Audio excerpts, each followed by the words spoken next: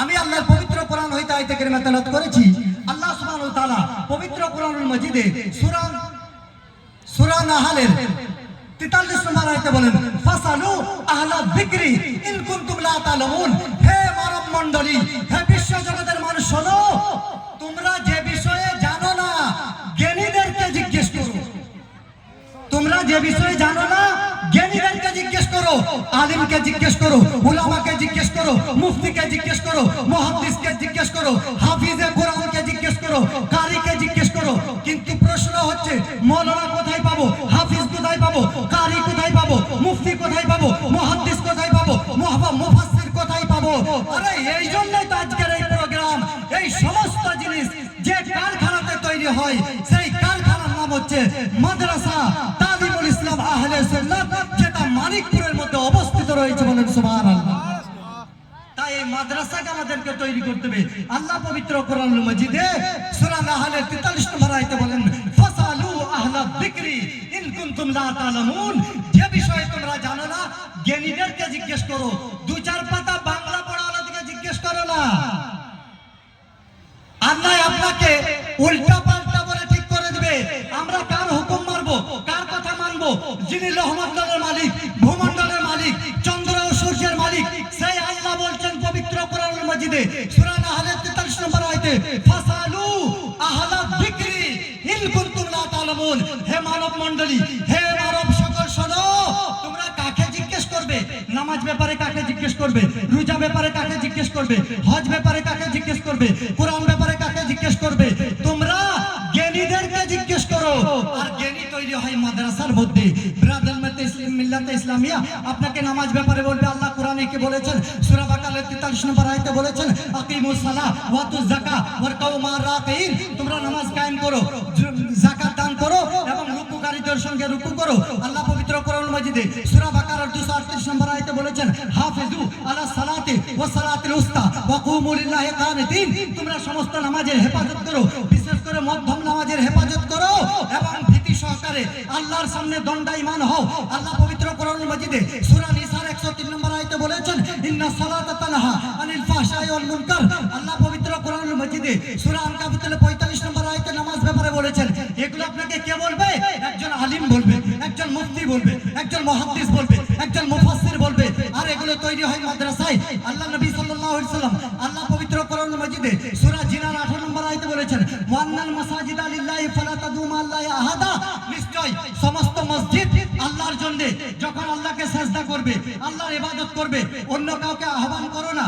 আল্লাহ পবিত্র কোরআনুল মাজিদে সূরা হামিম আস-সাজদা 37 নম্বর আয়াতে বলেছেন, লা তাসজুদু লিশ-শামসি ওয়ালা লিল-কামার ওয়াসজুদু লিল্লাহিল্লাযী। তোমরা সূর্যকেও সাজদা করবে না, চন্দ্রকেও সাজদা করবে না, তোমরা সাজদা করবে একমাত্র আল্লাহ সুবহানাহু ওয়া তাআলাকে। আল্লাহ নবী সাল্লাল্লাহু আলাইহি সাল্লাম আবু দাউদ শরীফের 2140 নম্বর হাদিসে, বুখারী শরীফ 1399 নম্বর হাদিসে, মুসলিম শরীফ 1185 নম্বর হাদিসে বললেন, আল্লাহকে ছাড়া তোমরা কাউকে সাজদা করবে না।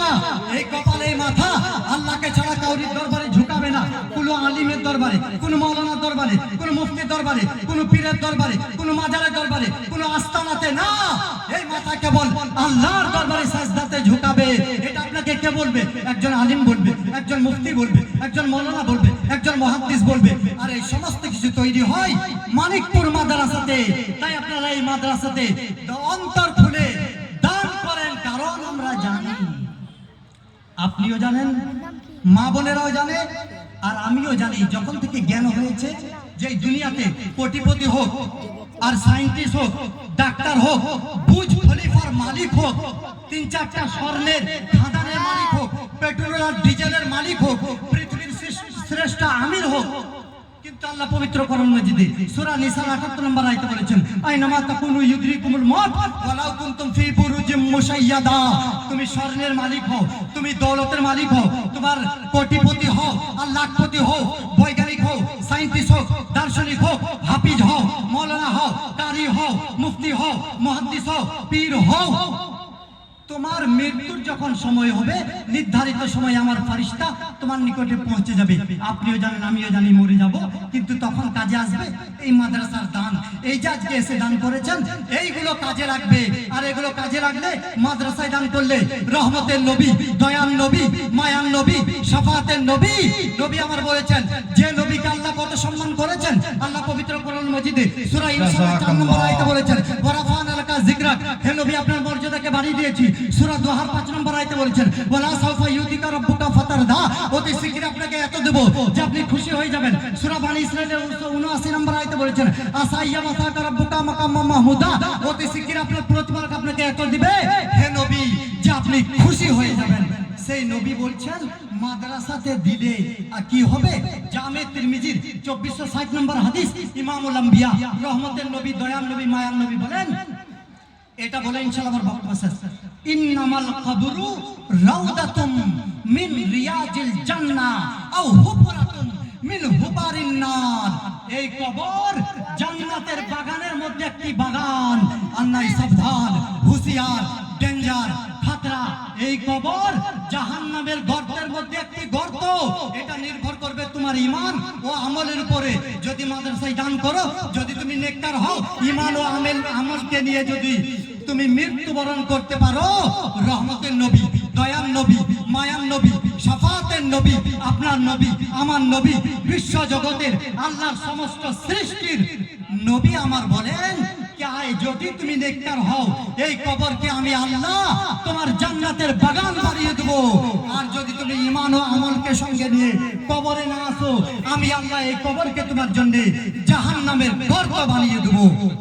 আল্লাহ সুবহানাহু ওয়া তাআলা এই অধমকে, তারপর সমস্ত মুসলমানকে মৃত্যুবরণ করার আগে ঈমান ও আমলকে সঙ্গে নিয়ে এই দুনিয়া থেকে বিদায় নেবার তৌফিক দান করুক। সকলে মিলে বলি আল্লাহুম্মা আমিন। ওয়া আখির দাওয়ানা আনিল হামদুলিল্লাহি রাব্বিল আলামিন।